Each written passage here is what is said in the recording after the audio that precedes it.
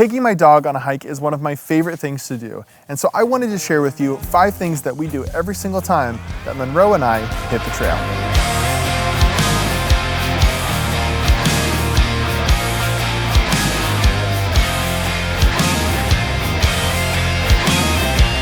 The first thing that we do every single time that we go on trail is make sure that we're all set on tick prevention. Now, mosquitoes, ticks, fleas, whatever you have to deal with in your area or whatever area you're walking in, you have to be mindful of this, which is why one of my favorite products is Wondercide. Now, Wondercide makes a spray, which is really what we use most times, and rather than spraying DEET all over Monroe, I use Wondercide. We really like the cedar smell and the rosemary smell, just because that's our thing. But I think there's a lemongrass, and there's another one I just can't remember, maybe a mint. There's another one that I can't remember.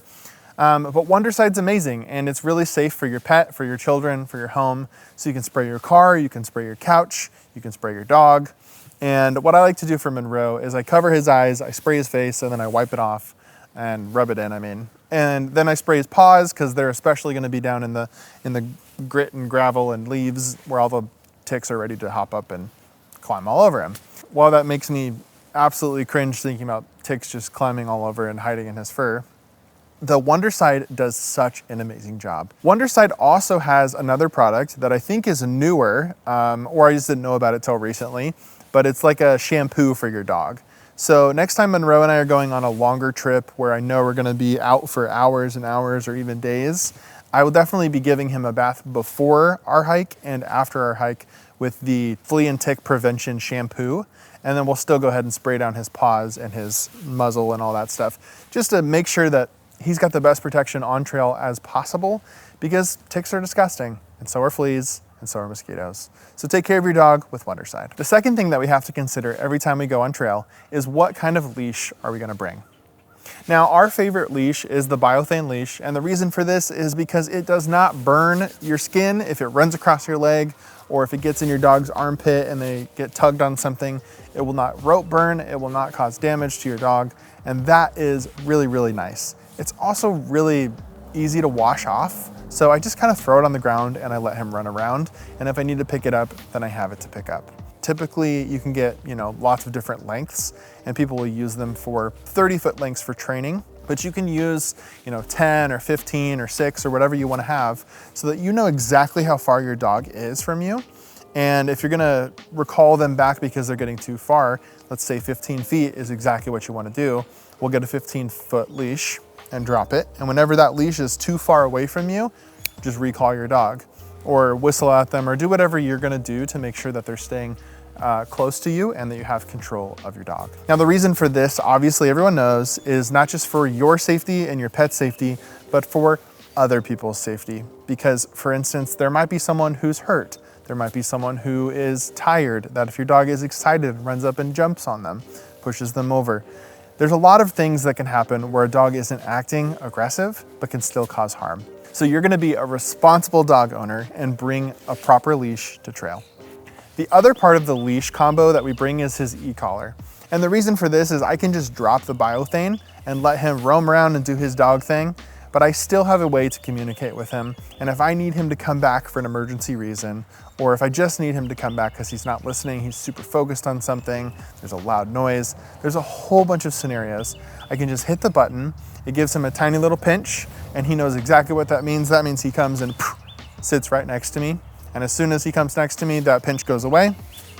And that's how we've trained him with the e-collar. So I highly recommend, if you haven't used an e-collar and you want to have a little more freedom on trail, to get him trained. Get your dog trained, use a trainer nearby if you don't understand the e-collar, because you really want to make sure that it's a good communication tool for you and your dog. This next one is kind of a funny one because everyone knows that you have to bring water when you go out. But there's a lot of reasons to bring water when you have a dog. And one thing a lot of people actually don't realize about dogs is they don't sweat. So if it's really, really hot outside and your dog is panting, that's their way of regulating their temperature. And sometimes that's just not enough when you're exerting yourself so much. It can be really warm outside and there's not necessarily shade to cool off. And so don't bring just enough water to drink, Bring a little bit of extra water to splash on your dog's chest, underneath their armpits, all the places where heat really stores and gathers for your pet. There's a lot of reasons to bring extra water. This is one of them, so just bring some extra water. The next thing that we consider every time we go on trail comes from the advice, hope for the best, but plan for the worst. And that's medical supplies. Obviously, there's medical supplies that you bring for yourself. But for your dog, that might be a little bit different, or you might just need a little bit more. So the main thing that you have to worry about with pets when it comes to hiking on trail or walking around rocks and sticks and other things is that if they cut themselves. Now, there's obviously some more severe situations where you're gonna have to carry your dog out. And if you're going backpacking, hiking, and that can be kind of an intense situation, to where you're gonna need some way to carry them. And there's a lot of great tools for that. I have a few to recommend that I'll put down in the description that you can check out there. But the main thing that you need to make sure you do is be able to stop the bleeding and stop the pain. So let's say they cut their paw, you just need gauze and you need a way to hold the gauze tightly to their paw. And this is gonna be really, really helpful because you gotta keep that cut from bleeding everywhere, and you've gotta keep it clean, at least until you can get it back to the car or home or the vet or wherever you need to go based on the wound. And really this is just important because you've got to make sure that the bleeding doesn't happen, and there's a lot of reasons for that. Not only is it a danger for your dog to bleed out, which hopefully your cut's not that bad, but it could be possible. And I have a friend who we're going to talk to who actually had a situation with his dog where he had to do some serious medical care and saved his life. So luckily that turned out really good, but yeah, that's just really intense and you want to be prepared for it. And so not only that, but also blood is one of the main ways that predators track their prey. So if you're in bear country and they find and smell blood, you could potentially be drawing bears close to you. So you want to be able to take care of that, get out of that situation where your dog is hurt or they're attracting predators that might be interested in a wounded animal. So medical supplies, medical supplies, medical supplies. Don't overpack it, but pack what you need. So the next few things I'm just gonna bundle into a quicker bit. You need to bring treats, especially if your dog is food motivated. You need treats to be able to recall them properly, reward them, give them the extra calories they need to be able to do the hike and feel energized and be peppy at the end of it. And then obviously they can sleep on the ride home.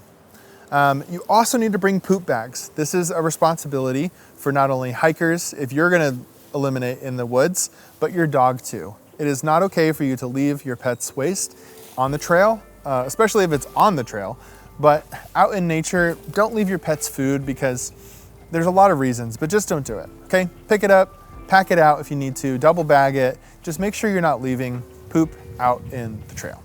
The third thing that I recommend is some way of protection. So on our poop bag, we have a little pepper spray, and that's just in case we run into a stray dog that's not friendly or some other wild animal to where we need to protect ourselves, at least in a way where nobody gets hurt and you can still get away safely. You know your dog best, which means my list is not perfect for you. So if there's something that's on your list that you want to share with the community, leave a comment, let us know what it is that you bring on trail. And for the very last thing that I always keep in the car at the end of a trip, a towel. It's not flashy, it's not special, but if your dog rolls in dead stuff or gets muddy or is wet or who knows what you need to protect your car from, you don't want those smells to seep into your car. So get one of those mats that you can hook to the back of your headrest that allows like a little area for your dog to hang out in. Bring a towel and make sure that your car doesn't reek like whatever the trail comes home with your dog. So if you like this videos, don't forget to subscribe. I post a new video every single Friday. Like this video and we'll see you on the next one. See ya.